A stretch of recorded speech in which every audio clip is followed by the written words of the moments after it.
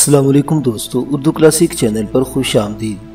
معزز سامعین، آپ سے امید کی جاتی ہے کہ ویڈیو کو لائک کریں اور چینل کو سبسکرائب بھی کر دیں، شکریہ۔ سیف الدین ہلکا سا مسکرایا، پھر بولا، سنو نور الدین، میں تمہیں امیر تیمور کے گھریلو حالات بھی تفصیل سے سناتا ہوں۔ بات یہ کہ امیر تیمور کے 4 فرزند ہوئے، جہانگیر، عمر شیخ، میرا شاہ اور شاہ رخ۔ جہانگیر اور عمر شیخ تو مر گئے ہیں، جبکہ میرا شاہ اور شاہ رخ زندہ ہیں۔ سنو نور الدین، امیر تیمور کی بہو خانزادہ یعنی جہانگیر کی بیوی انتہائی چلاک اور مکار عورت ہے۔ جہانگیر اور عمر شیخ کی موت کے بعد امیر تیمور کی توجہ کا مرکز اس کا بیٹا میرا شاہ تھا، اور تیمور نے اپنی زندگی میں ہی اپنی سلطنت کے ایک وسیع حصے کا حکمران بنا رکھا تھا، اور اس کا مرکزی شہر سلطانیہ تھا۔ جہانگیر کی موت کے بعد اس کی بیوی اور امیر تیمور کی بہو خانزادہ نے ایک خطرناک چال چلی، اس لیے کہ وہ اپنے بیٹے شہزادہ محمد سلطان یا پیر محمد میں سے کسی کو تیمور کا وارث بنانا چاہتی تھی۔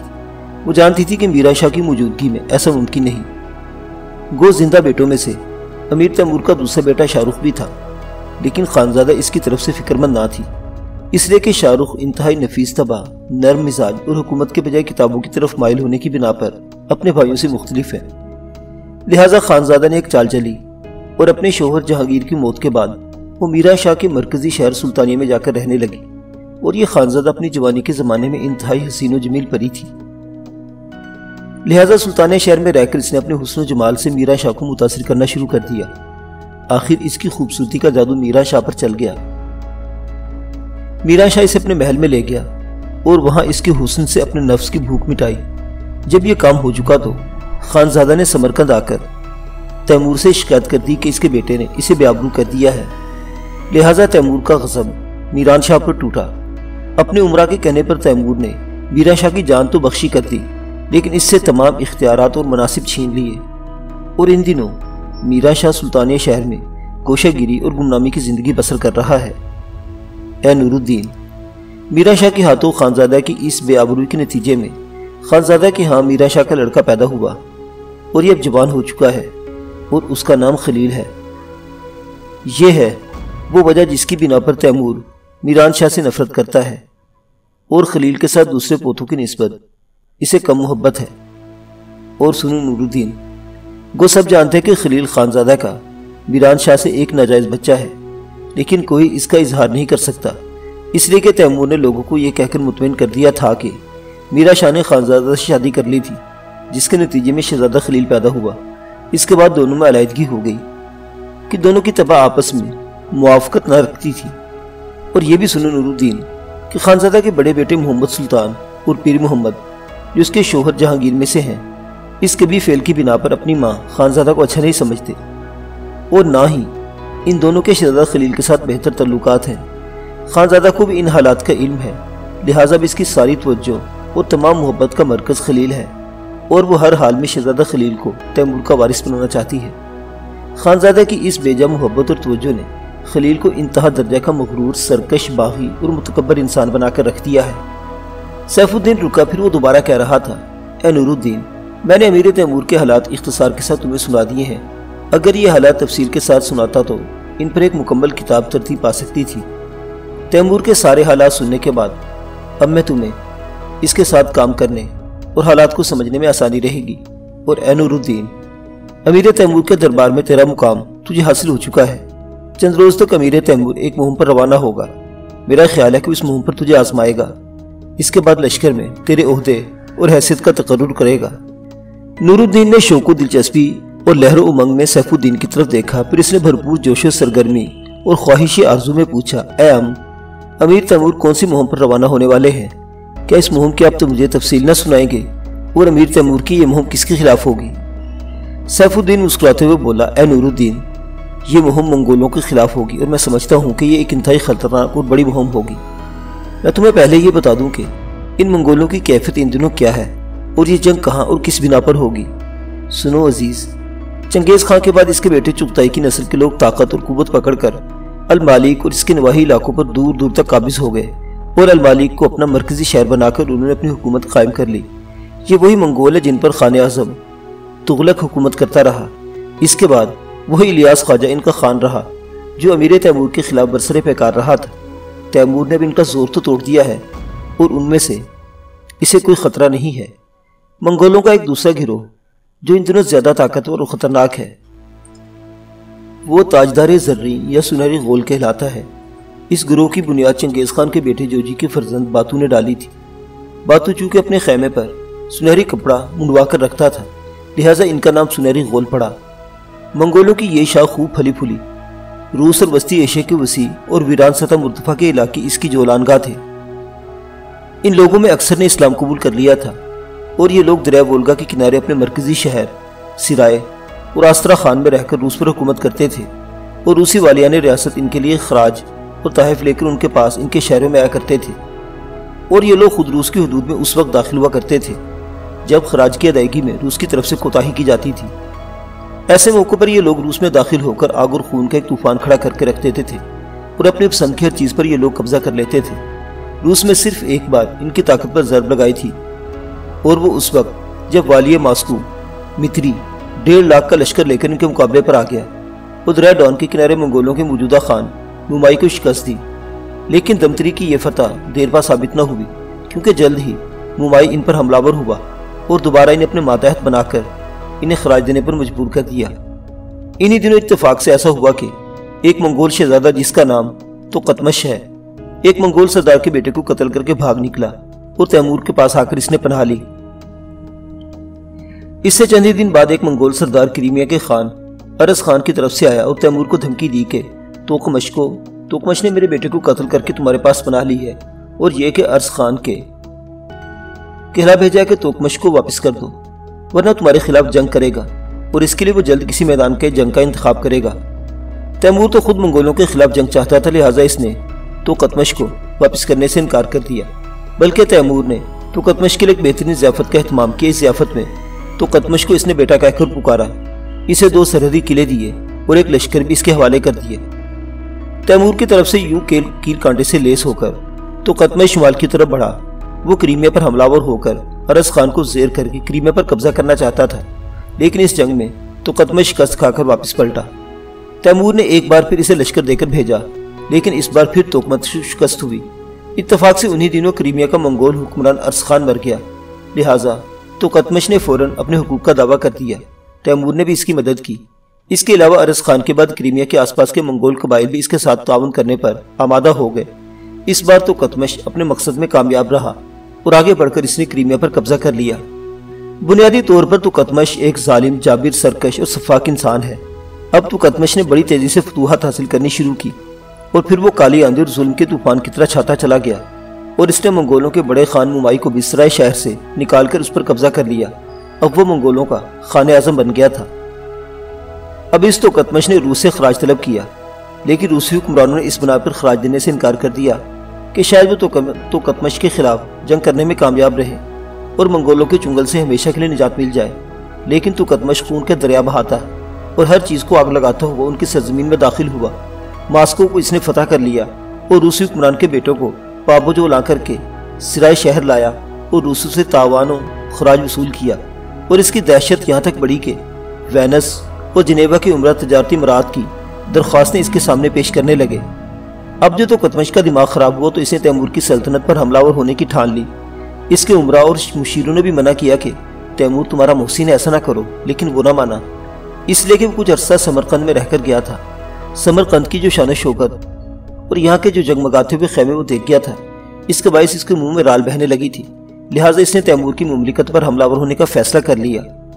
تیمور ان دنوں اپنے لشکر کے ساتھ بحیرہ خزرز کے قریب ایک مہم میں مصروف تھا۔ توکتمش حملہ آور ہوا اور طوفان کی طرح بڑھتا چلا آیا۔ تیمور کے قلعہ داروں نے اس کی راہ روکنے کی کوشش کی، لیکن ہر ایک کو شکست دیتا ہوا آگے بڑھتا رہا اور دریائے سیہوں کو پار کر کے وہ سمرقند کی طرف بڑھا۔ تیمور کو اب اس حملے کی خبر ہوئی تو اپنی مہم ترک کر کے بڑی تیزی سے خراسان کے راستے سمرقند پہنچا۔ توکتمش کو جب تیمور کے واپس سمرقند آنے کی اطلاع ہوئی تو وہ بخارا کے مضافات میں آگ لگاتا اور ہر طرف تباہی پھیلاتا ہوا دریائے سیہوں کو عبور کر کے واپس چلا گیا، مگر اس کے جانے سے یہ قضیہ ختم نہیں ہو سکتا تھا۔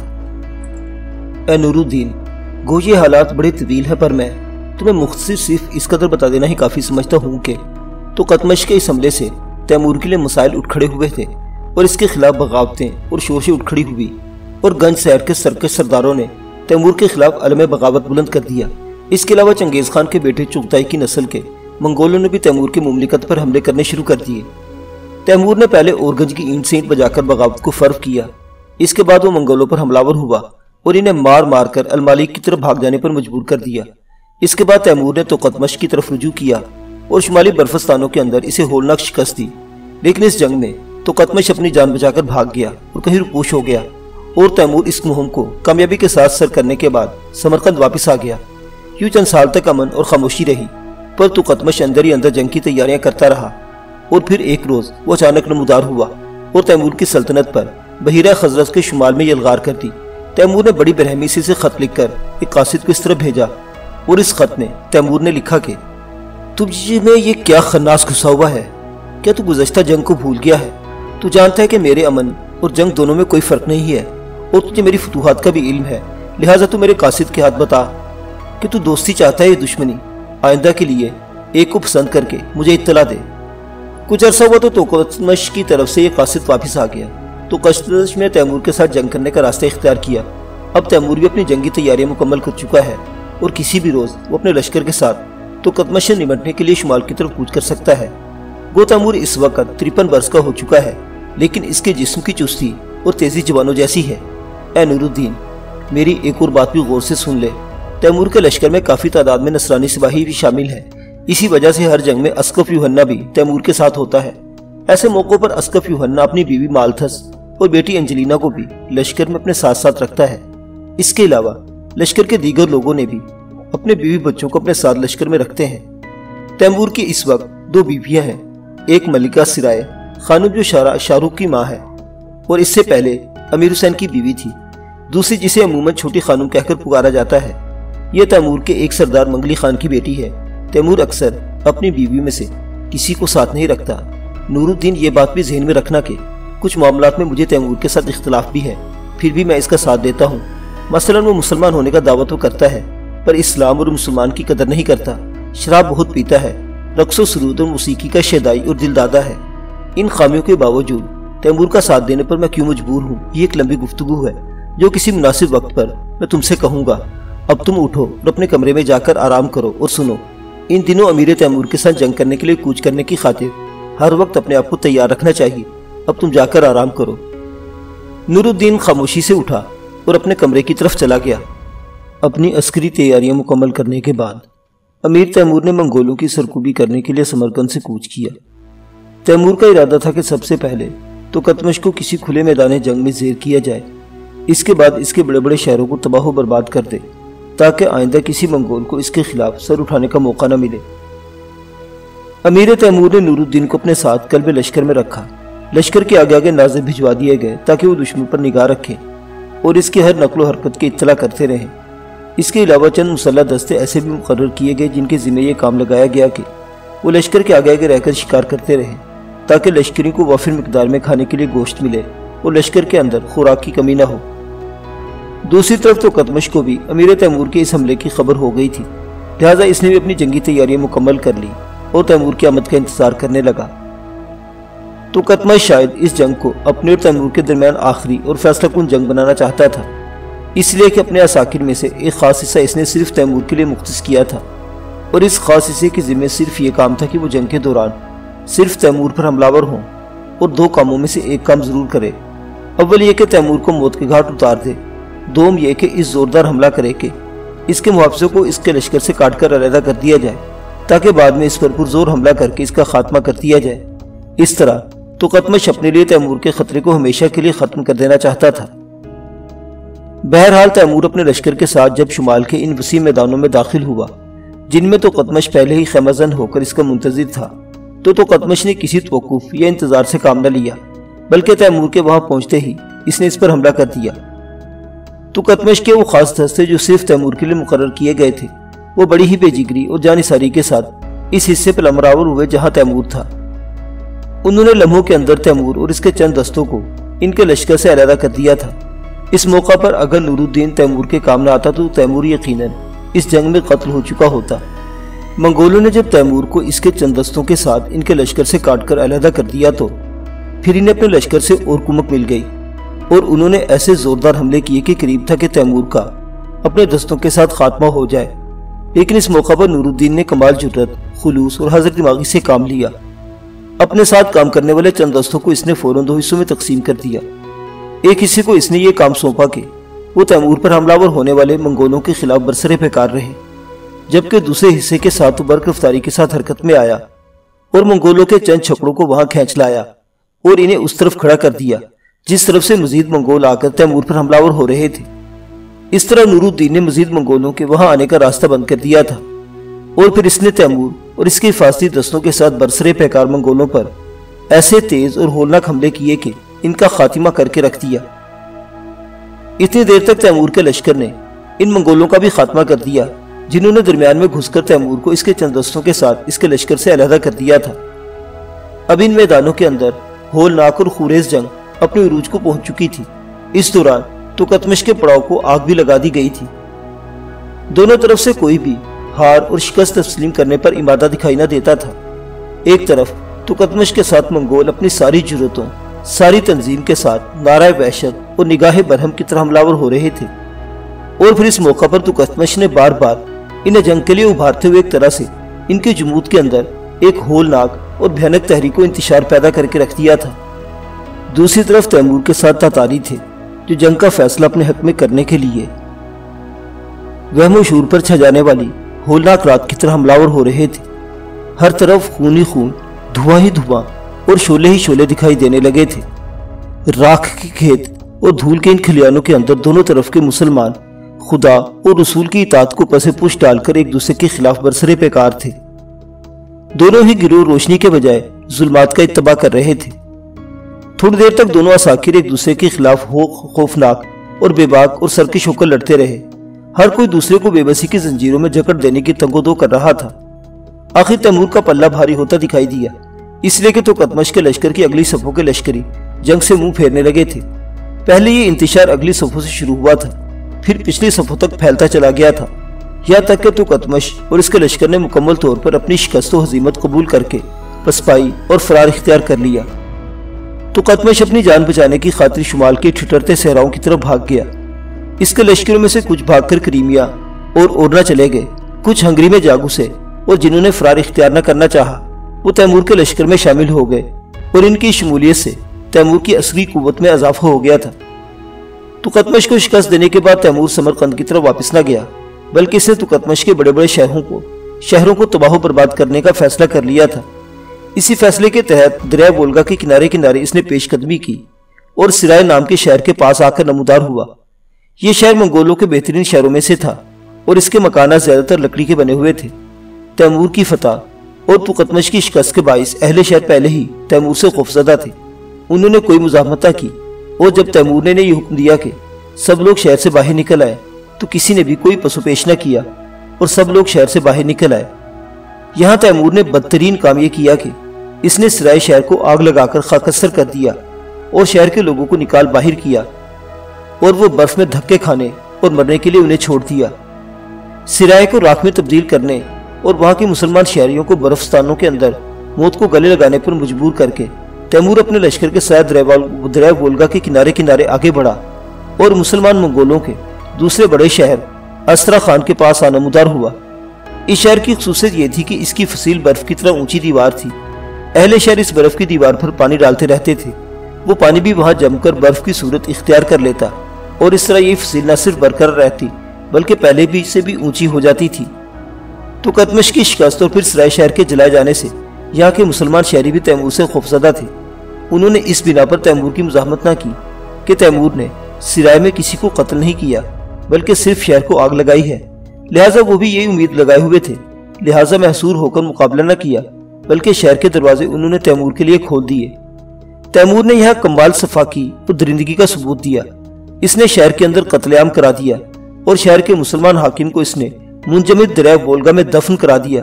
سرائے اور آسترا خان دونوں شہروں کو تباہ و برباد کرنے کے بعد تیمور نے اپنی پیش قدمی جاری رکھی اور اب وہ روس کی سرزمین میں داخل ہوا تھا۔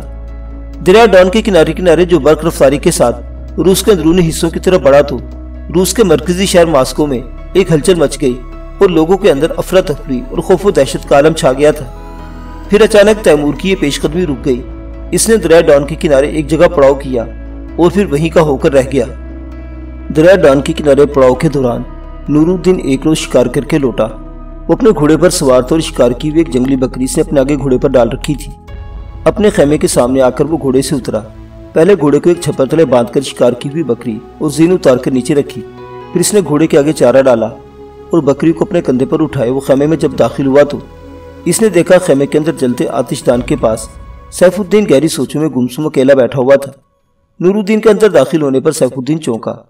نور الدین کو خیمے میں دیکھ کر اس کے لبوں پر مسکراہٹ نمودار ہوئی۔ پھر اس نے بھرپور شفقت میں کہا، اے نور الدین، میں تمہارا ہی منتظر تھا۔ اس جاڑے کی جان لیوا سردی میں تم کیا عمدہ شکار کر کے لائے ہو؟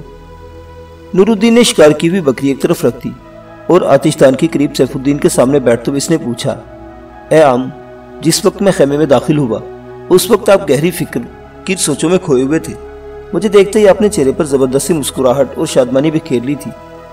اے میرے عم، کہ آپ کو اس تفکر، اندیشے اور سوچوں کی وجہ نہ جان سکوں گا؟ سیف الدین پھر مسکرائے اور بات کو ٹال دینے کے انداز میں وہ بولا، اے نور الدین میرے بیٹے، تم کیسی عمدہ اور فربا جنگلی بکری شکار کر کے لائے ہو؟ آؤ پہلے اس کی کھال اتار کر اسے کاٹ لے، ورنہ ٹھنڈی ہو جانے کی صورت میں تم جانو اس کی کھال اتارنا مشکل ہو جائے گا۔ نور الدین ضد اور اصرار پر اترا اور کہا، اے عم، آپ مجھے یوں ٹال اور بہلا نہیں سکتے۔ بکری کو ٹھنڈا ہونے دے، میں اس کی کھال اتار لوں گا۔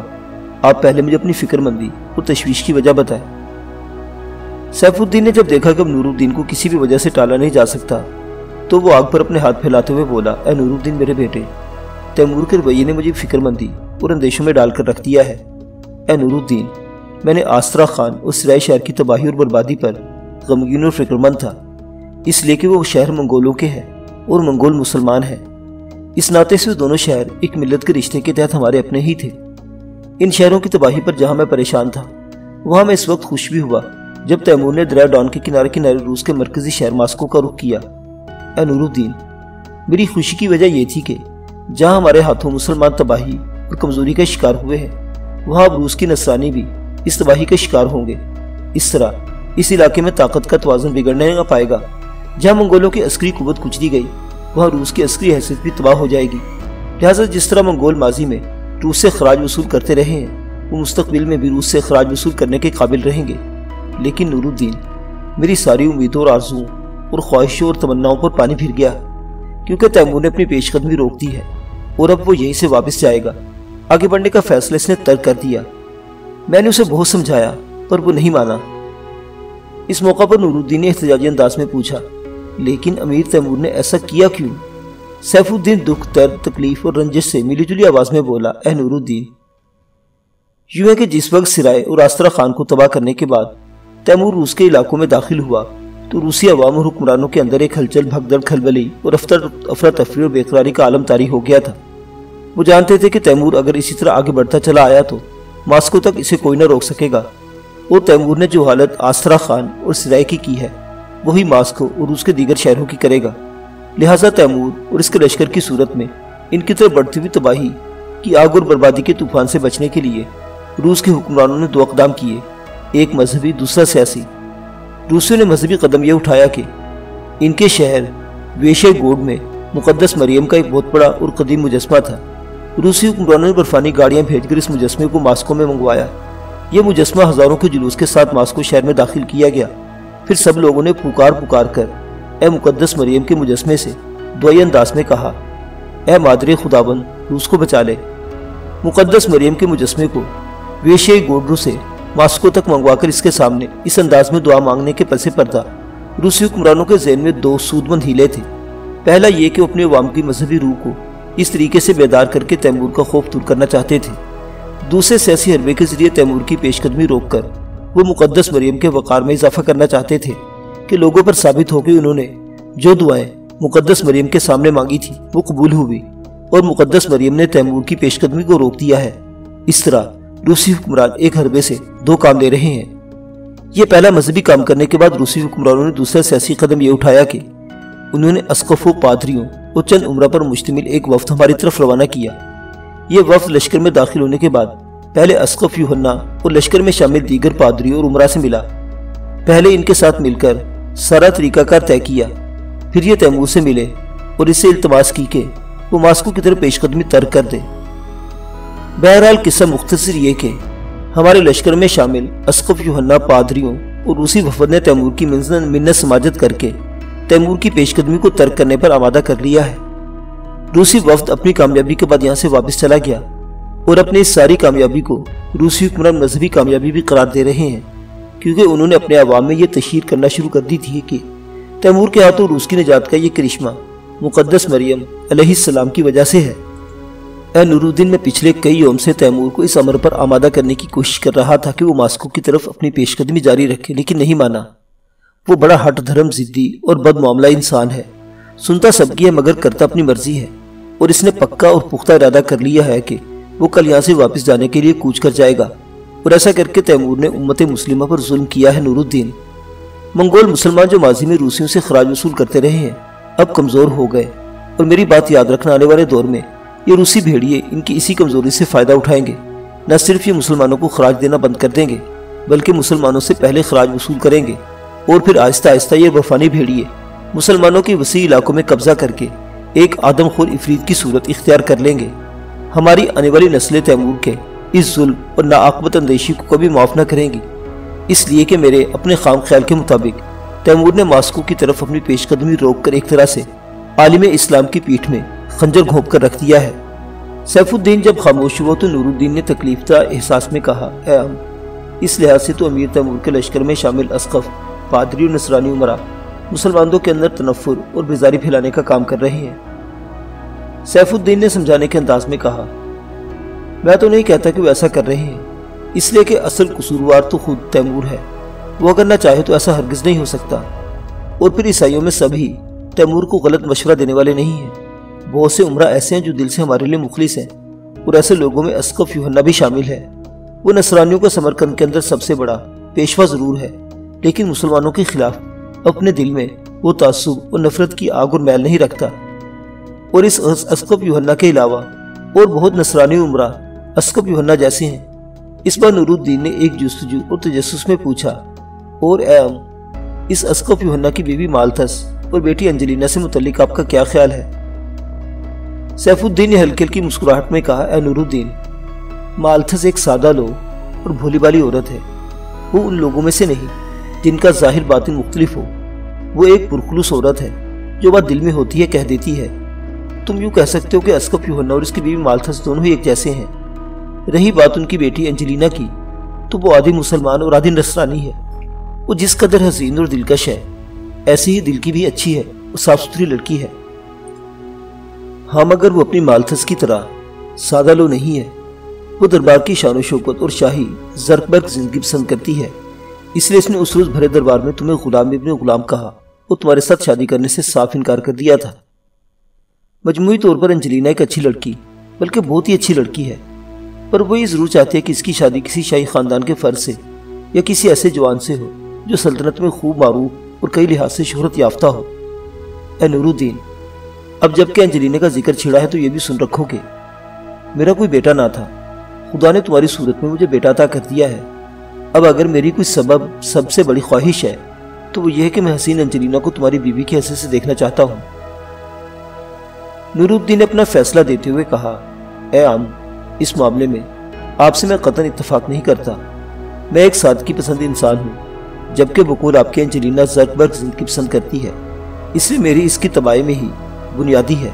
اس کے علاوہ وہ ایک بار مجھ سے شادی کرنے پر انکار کر چکی ہے، اور میں زبردستی کی یک طرفہ میلان رکھنے والی شادی کا قائل بھی نہیں ہوں۔ سیف الدین نے نور الدین کی اس گفتگو پر خوشی کا اظہار کرتے ہوئے کہا، اے نور الدین، تم فکر نہ کرو، یہ کارروائی یک طرفہ نہ ہوگی، بلکہ اس میں باہمی اتفاق، ہم خیالی اور متحدہ رائے شامل ہوگی۔ نور الدین جواب میں کچھ کہنا چاہتا تھا کہ خاموش ہو گیا، کیونکہ ان کے خیمے میں اسقف یوحنا، اس کی بیوی مالتھس اور بیٹی انجلینا داخل ہوئے تھے۔ سیف الدین نے بڑی خوش طبعی اور زندہ دلی سے ان کا استقبال اور پیشوائی کی، اور ان دونوں کو اپنے قریب آتش دان کے پاس بٹھایا۔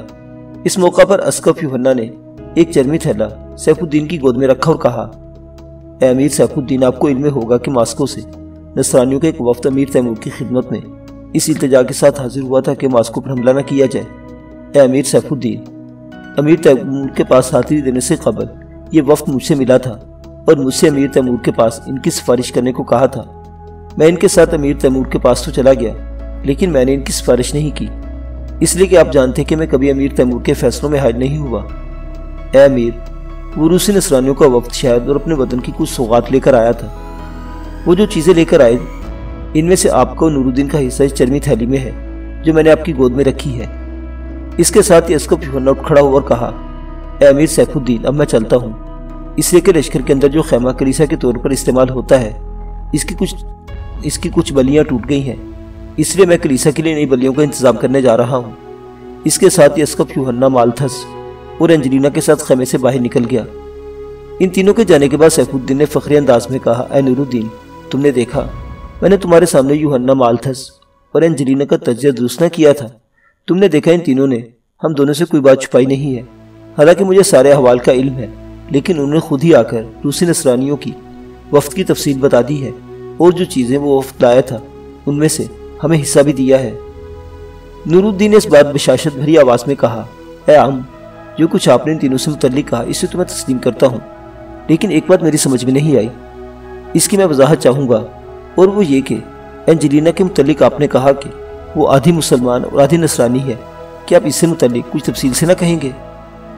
سیف الدین نے غور سے نور الدین کی طرف دیکھا، ہلکے ہلکے پرتجسس انداز میں مسکرائے، پھر بولا، نور الدین، انجلینا کو میں نے آدھی مسلمان اور آدھی نصرانی اس بنا پر کہا ہے کہ بنیادی اور پیدائشی طور پر تو وہ نصرانی ہے، لیکن اس کے ساتھ ساتھ اسلام کی بہترین تعلیم بھی حاصل کی ہے، اور یہ تعلیم اس نے تیمور کے پیر و مرشد مولانا زین الدین سے حاصل کی ہے۔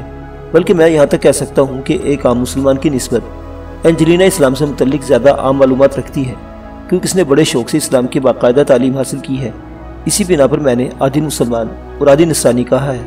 اے میرے بیٹے، انجلینا اسلام کی تعلیم سے پوری طرح آراستہ ہے۔